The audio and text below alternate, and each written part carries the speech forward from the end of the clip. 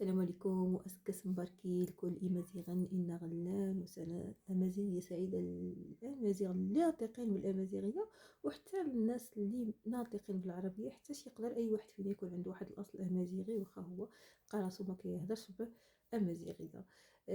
هذا غير كنعاودو بارطاجيو نعاودو إعادة نشر واحد المعلومات منين جات 1974 سبقت الميلادية وسبقت الهجرية.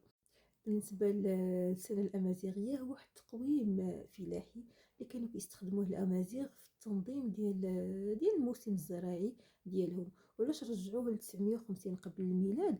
هي واحد الحدث كان الانتصار تاع واحد الملك شيشنق على الفرعون المصري. على داكشي اعتبروا هذا النهار هذا واحد النهار ديال الاحتفالات اللي كيحتفلوه كل عام يعني وكان هو البداية ديال السنة كمرجع للبداية ديال السنة الأمازيغية.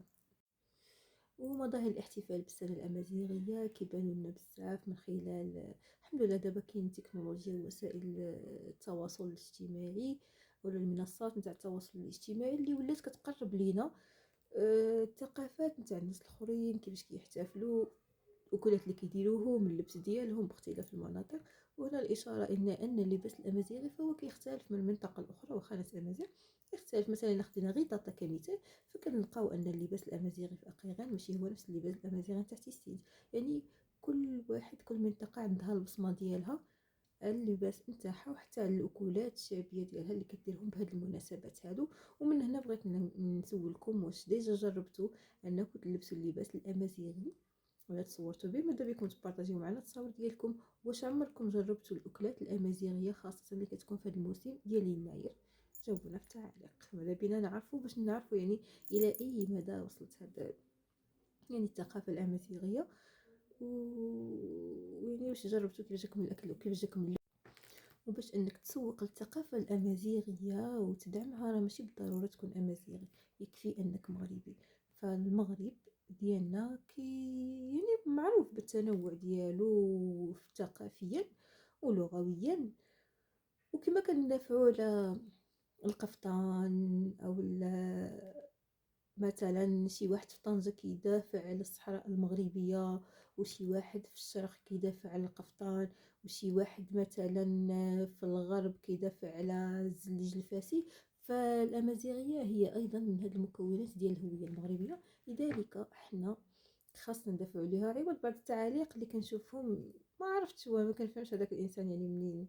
هي ثقافه وتراث، لقاش الامازيغيه راه ماشي مجرد لغه ولا الاحتفال بالسنه ديالها ولا اللباس ديالها، انما هي ثقافه تراث مادي ولا مادي، مجموعه من المكونات اللي كيدخلوا في الثقافه والهويه المغربيه. وكما جاء في الدستور غادي نقراها عليكم باش ما نقولوا. فيما يخص زعما الهويه والثقافه المغربيه قالت المملكه المغربيه دوله اسلاميه ذات سياده كامله متشبثه بوحدتها الوطنيه والترابيه وبصيانه تلاحم مقومات هويتها الوطنيه الموحده بانصهار لمكوناتها كل مكوناتها العربيه الاسلاميه الامازيغيه والصحراويه الحسانيه والغنية بروافدها الإفريقية والأندلسية والعبرية والمتوسطية. كما أن الهوية المغربية تتميز بتبوء الدين الإسلامي مكانة الصدارة فيها، وذلك في ظل تشبث الشعب المغربي بقيم الانفتاح والاعتدال والتسامح والحوار والتفاهم المتبادل بين الثقافات والحضارات الإنسانية جمعاء. هنا الدستور المغربي كيبين لنا بأن الثقافة أو الهوية المغربية مخلطة، العربية الأمازيغية الصحراوية الحسانية الروافد ديالها الأندلسية المتوسطية والإفريقية. يعني حنايا ملزمين بأننا نحافظوا على هذا التنوع ديال الهوية والثقافة المغربية مهما كانت، ماشي شي يشد الغرب وشي يشد الشرق وديما نجيو ضد الآخر، لا. وخل يعني رغم الاخر اللي كاين ولكن خاصنا ديما نشوفوا بان هذيك الهوية نتاع الآخر جزء مني أنا، واخا ماشي فاسي ولكن غندافع على الزليج الفاسي، واخا ماشي ما عرفتش شنو كاين في الناس، شنو كاين هنا وشنو كاين هنا، المهم أي بلاصة غندافع على الهوية ديالها وعلى الثقافة ديالها، واخا أنا كنشوف راسي بعيد عليها جغرافيا فقط، ولكن هويتيا فأنا أنتمي لهذيك الهوية هذيك وهذه الثقافة هذيك. نعاود لكم أسك بركي وتهلاو في راسكم.